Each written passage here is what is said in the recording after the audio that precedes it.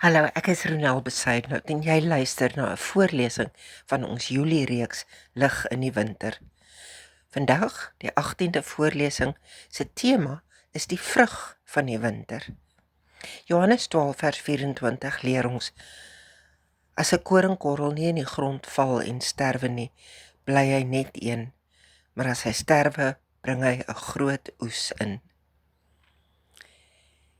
Die doodsheid van die winter is sekerlik die sigbaarste op die oop vlaktes van die Ou Transvaal, waar bome gestroop staan, landskappe vaal geryp, die koue wat deur jou murg sny.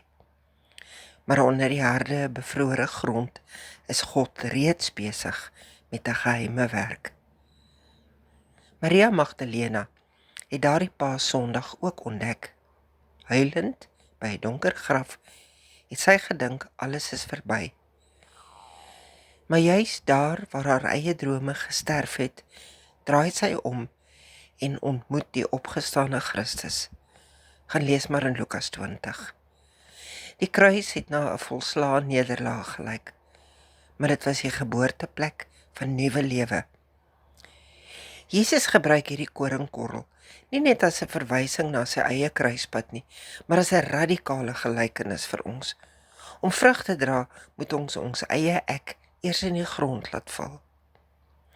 Ware opstanding begin eers in ons eie winter, wanneer ons krampagtige greep los en bely: ek leef nie meer nie, maar Christus leef in my. Die bekende Galasiërs 2 vers 20.